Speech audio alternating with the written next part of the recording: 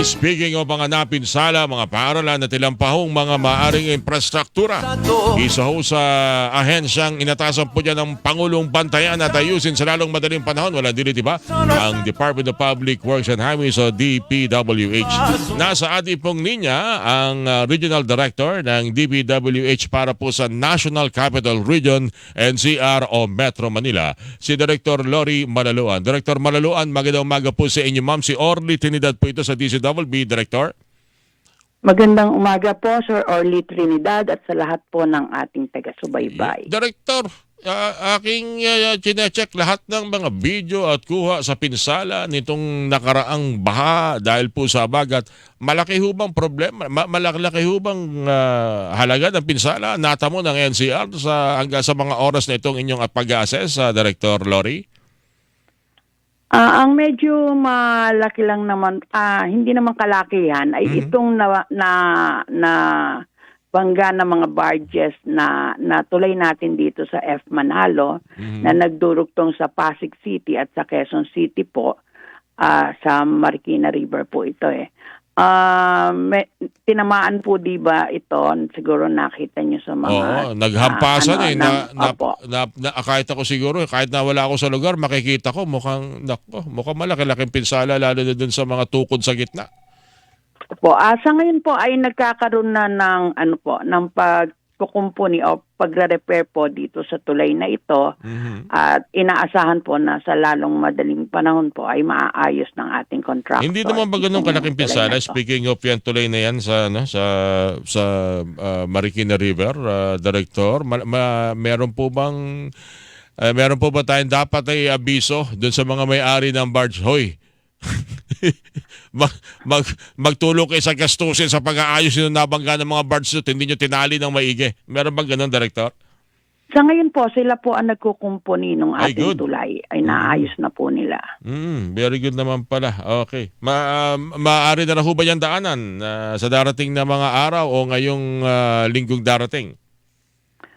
Sa ngayon po ay inaayos nga at i-further assess po talaga kung kasi po itong tulay na to ay pinopropose din po na malaparan at maitaas po para po yung clearance niya po yung navigational clearance niya po ay tumaas po na itong tulay na ito para madaanan sa ilalim. Opo. Well, at least hindi naman ganong katindi ang naging pinsala ho pati na rin siguro marahil sa mga gusali ng gobyerno.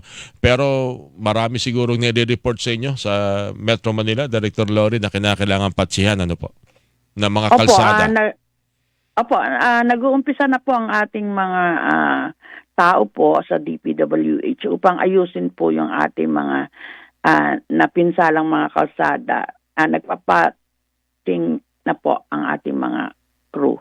At samantalahin ko na rin kasi may ilang mga lugar, alam mo natin parang hati ang LGU at ang DPWH. May ganun po bang usapan sa ganitong naging pinsala ng pagbaha na ang concern ng DPWH, mga national highways and highways at yung mga secondary or tertiary road, bahala ng LGU? May mga ganun po ba o pwede niya rin sigurong kayo na mismo ang magsagawa at baka hindi na maasikaso ng LGU sa sobrang dami ng kanilang inaasikasong biktima ng baha, Director? May ganun po ba? Bali po, ang mandate talaga po ng Department of Public Works and Highways ay ang mga national roads and bridges po. At yung mga local roads naman po ay sa ating mga local government units. Pero nagtutulungan naman po kami. Kung kailangan po nila ang assistance namin ay nakikipag-ugnayan po ang ating mga local government units po sa DPWH. Mabuti naman at hindi ganun magiging kalaki ang ating kinakailangan gastusin para ayusin itong epekto ng baha pala sa Metro Manila. Bukod na nga lang doon sa mga bridge o yung tulay na nabangga ng baha. Siya nga pala, yung nga palang sa nabotas na bago pa man manalasa ang baha ay nabangga rin ng isang barge. Kumusta ho palang usapan doon, Director? Nagkaroon po ng mga inspection po at sa navigational gate na po yun. Navigational kaya gate nga, yun. Opo, navigational gate na ito yung kapag po high tide ay isinasara para nga po hindi papasok ang high tide o ang tubig dito sa Kamanaba. Oh. Lalo na sa bandang Malabon at Nabotas. Opo. Pero nakatagda po talagang ito'y ayusin dahil may konti na nga pong sira, pero lalo po na-aggravate yung sira nung ipinilit po ng barko na dumaan po during low tide. Opo. Meron bang meron bang obligation na yun dapat ginawa sa lalong madaling panahon at hindi na umabot pa ng Miyerkules? May mga ganun ba pag-uusap doon? Meron naman po. Actually po ngayong, kasi po medyo mahirap ang sitwasyon doon sa lugar dahil kailangan pong sisirin talaga yung para makita po yung kung ano yung unang gagawin para po maitaas sa maintenance level. Inaasahan po namin na ngayon Lunes ay masisisid na ito. Naghanap pa po kami talaga ng diver na para po sumisid dito at matanggal po yung pin para po mabuhat ng mga crane at maitaas po sa maintenance position upang makita po natin kung gaano kalawak yung naging pinsala dito. Nakakalungkot kasi niyan, Director. May problema na nga, aayusin na nga. Tapos pinilit pang ipasok nung sino man yung nagpasok ngayon ng barge at nadali pa at napalaki pa yung problema dyan sa navigational gate na yan dyan sa may Nabotas. At inabot patuloy ng habagat. Eksakto naman ng habagat, may high tide. Director, Opo. Tama po yun. Pag mga ganyan ba, di ba pwedeng agad na may mga pinag-uusapan, may kakasuhan, may makukulong dahil matigas ang ulo. hindi niya nga siguro matansya, ginawa pa rin talaga pasukin yung navigational gate. May mga ganun bang maaring, o bahala na ho siguro doon ng LGU, ano po, Director? Bali, nung pong nagkaroon ng meeting po with MMDA po, kasi ang MMDA po ngayon ang nag-ooperate nitong navigational gate. At kasama po yung mga lokal at yung mga namumuno po sa lugar na yon ay sinabi po na i-assess po further at titignan ko ano nga talaga ang naidulot nitong pagpipilit na pagpapasok sa pinsala dito sa gate po. Hindi po namin ma-assess hanggat hindi po na itataas sa maintenance position po itong navigational gate. Okay, anyway, at least ating na-assess na rin at sabi nyo nga wala namang gaanong dapat tayong isipin, di katulad ng mga nakaraang mga mistulang, delubyo yung mga pagbasa sa Metro Manila. Kahit paano, ayusin lang niyo siguro yung mga kalsada nagkabutas-butas. Pero bago tayo magtapos, Director Laurie, hindi ko lang maunawaan o baka pwedeng pakipaliwanag din po sa ating mga tagapakinig. Pamilyar din naman siguro kayo na sinatawag na parang flood management plan sa Metro Manila na matagal nang pinag-uusapan pero ang dami kasi mga proyektong inuna muna, lalo na ngayon yung subway project, kaya na I understand yan isa sa mga nilang kaya yung mga paunang bahagi ng flood management plan na hindi na isa sa katuparan. Ano ho ba talagang pinakalayunin po nito at gaano ho ba kalawak ho ba itong pinag-uusapan na ito para at least mapaghandaan na susunod pang mga malalakas na pag-ulan tulad itong nakaraang linggo, Director? Actually po yung flood management plan po ay naumpisan na po yan. Actually po yung nagkaroon na lang po ng extension yung loan po natin. Yung proyekto po ay nagkaroon na lang ng extension sa World Bank po.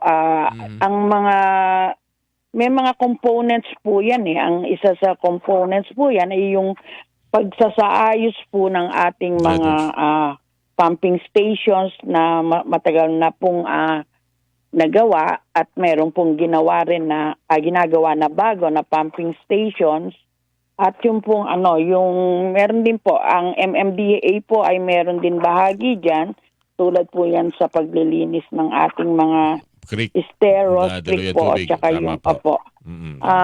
Meron din pong component diyan ng resettlement para po yung mga naapektuhan po nitong mga proyekto natin na mga ISF po ay maidala sa sa mga resettlement area po. Obviously, Marami pong component po ito. obviously, una yung binanggit na component tulad ng mga pumping station at yung paglilinis, isa sa katuparan yan. Pero yung isa, lalo na ho yung pagkasay sa mga estero na kung maaari wala nakatira para hindi tayo magkaroon ng problema sa mga basurang nakikita ho natin sa mga estero. Mukhang kinakailangan pa yata yung tuloy-tuloy pa rin yung gawin. Ano po, Director? Actually po, ang naging problema nga natin sa pagbaha na ito ay na-aggravate po. Nung unang-una po, yung intensity fall po nung rainfall, medyo madami po. Kaya nga po tumaas ang level ng tubig sa Marikina River at sa ganun din po, yung sa Lamesa Dam, umabot po sila ng spilling level. Kaya po talagang bumaba ang tubig dito sa Metro Manila. At yun po ang dahilan na hindi rin namin ma-pump out kaagad yung mga tubig palabas sa ating mga kailugan dahil nga po tumaas yung level ng tubig. At ang pangalawa po ay yun nga po, nakita nyo naman na pagkatapos ng baha ay toneladang basura po ang nililinis naman po eh. Actually, namin. yun ang nakapangihilakbot nung mapansin ko dun sa ilang mga binahang lugar. Akala ko kung ano yung mga nakaluto. Biruin nyo, may mga parang frame pa yata ng air condition yung nakita ko. Tapos pero parang frame din ng sopa na may kutsyon pang inaanod sa mga ilog. Itong ganitong mga sitwasyon natin talagang at least doon sana yung maayos na pagtatapon ng pagtatapon ng basura. Yung malang sana ating ma-perfect, Director. Malaking bagay 'yon para malutas ang pagbaha sa Metro Manila. Opo, kaya yun po ang isang panawagan natin sa ating mga kababayan. Sana naman po talagang wag nang magtapon ng mga basura sa ating mga daanan tubig dahil malaking bagay po ito na nagiging cause po ng pagbagal ng paglabas ng tubig dito sa Metro Manila. Yung pinag-uusapan na pagkasaayos ng drainage system, yung mga water impounding area, yung pagkasaayos ng mga daluyan tubig patungo sa Laguna de Bay at maging sa Manila Bay. Meron po ba itong nakalaan na proyekto at makatutulong ho ba ito sakaling may ganitong uri ho ng pag-ulan tayong maranasan, Director? Opo, may mga ginagawa naman po ang Department of Public Works and Highways, hindi lang naman kami. Ganun din po ang MMDA. Kasi kasama po namin sila sa pagpatungkol po sa pagbaha dito sa Metro Manila. Ang ano nga lang po, kahit gaano po ka-efficiente yung ating mga facilities, kung ang basura po ang problema natin, talaga pong apektado din, lalo na yung mga pumps po natin. Kung ang nahihigop po ay basura instead na tubig, lalo lang pong nagkakaproblema dahil nasisira din po yung ating mga makina. Anyway, marami pa siguro tayong pwedeng pag-usapan dyan dahil ang alam ko yan yatang gusto rin ng Pangulong pag-aralang maigi. Yung may mga gandang panibagong pagulan, matinding pagbabalot ng habagat, paano maiibsan yung pangamba ng pagbaha na maaaring makapekto sa ating pare-pareho at maaaring may mga huwag na sanang maulit, may mga masawi pa mapekto ng tayong mga kababayan. Pero ito hong ganitong uri, Director, siguro ganit ang kailangan ang magagawa na natin sa ganitong uri ng pagbuhos ng ulan, yung undoy, yung habagat, pati yung mga nakaraang mga matitinding ulan na ating naranasan. Hindi ho talaga, kahit siguro magandang drainage system, tama po ba? Hindi ho talaga maiwasan ng pagbaha. At least yung paraan o yung dapat nating gawin para mag-subside ng mabilis, hanggang doon yun lang ang pwede nating magawa siguro. Tama po ba yung Director? Tama po yun. Actually po, hindi natin talaga 100% nasasabihing wala ng pagbaha sa Metro Manila. Pero ang tinitignan po natin dyan ay yung bilis po ng pagbaba ng tubig. Nakita naman po natin na pagkatapos po ng mga pag-ulan at pagbaba po ng tubig natin sa mga kailugan ay bumaba na rin po at nawala na halos ang tubig natin dito sa Metro Manila. Ang medyo meron pa lang, na lang po ay yung tulad nga po dito sa area ng Malabon na Botas na kung saan nga po sanhi nung pagkasira ng navigational gate at nung high tide po. Alright. Anyway, Director, sakasali siguro meron tayong maaari pang maipagbigay alam, maiparating sa ating mga kababayan, lalo na sa pagsasaayos. Sabi nyo nga, yun lang sigurong basura. Pagkatapon, ma-perfect lang natin siguro, malaking accomplishment na yun eh. Director, ano po? Opo, ang Department of Public Works and Highways naman po ay ginagawa ang lahat upang mapag-aralan itong mga sanhi at mga dapat pang solusyon po sa ating flooding. Kaya nga lang po kailangan po hindi lang naman kaya ng ating gobyerno ito, kundi dapat po ay magkatulong-tulong po tayo para maibsan naman po ang mga nararanasan nating pagbaha sa tuwing tag-ulan po. Dr. Lori, maraming salamat. Sa ulitin po ma'am, at sa mga follow pa siguro, lalo na itong mga concern natin mga kababayan na baka pwede matingnan ng DPWH NCR. Paintunutan niyo po na magkausap ulit tayo, Director. Maraming salamat po sa inyo. Sige po, at maraming salamat din po sa inyo at mabuhay kayo. Mga kapuso, Director ng DPWH NCR, si Director Lori Malaluan ang inyo pong napakinggan.